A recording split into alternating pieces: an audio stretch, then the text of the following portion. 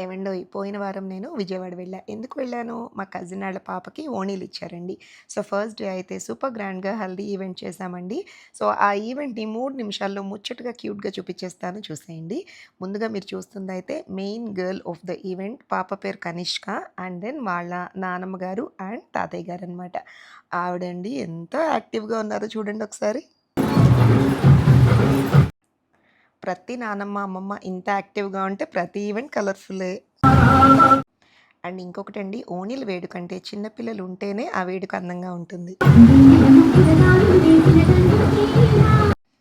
ఇంకా తాతయ్య గారి గురించి చెప్పక్కర్లేదండి. లోపల లోపల ఎంత మురిసిపోతున్నారో.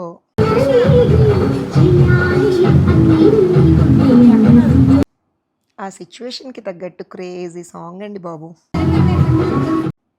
ఇంకా పాపని స్టేజ్ మీదకైతే తీసుకెళ్ళే టైం వచ్చేసిందండి. ముహూర్తం ప్రకారం కూర్చోపెట్టారు.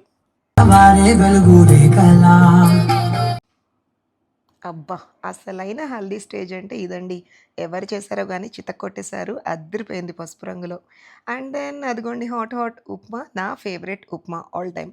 ఏ ఫంక్షన్స్‌కి వెళ్ళినా సరే ఉప్మా అస్సలు మిస్ అవ్వకుండా తింటా నేను. మిమ్మల్ని వాడే సమయం ఇంకాసేపుంది. మీలో ఎంతమందికి ఇలా ఫంక్షన్స్‌కి వెళ్ళినప్పుడు ఉప్మా తినడం ఇష్టమో కామెంట్ చేసేయండి. ఆ లెవెల్‌లో ఉప్మా తిన్నాక కాఫీ పడకపోతే బావుంటుందా?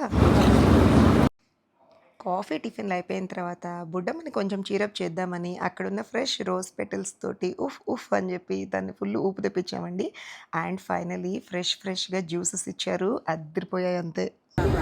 బాగేసారా షుగరు? Thank you. ఒకటే ఫ్లేవరా ఇంకా ఉన్నాయా? నీకు అదే ఎక్కువ అన్నాడు. నీకు అదే ఎక్కువ అన్నాడు బేసిక్గా తాగిద్దాం. షుగరే షుగర్ అంట.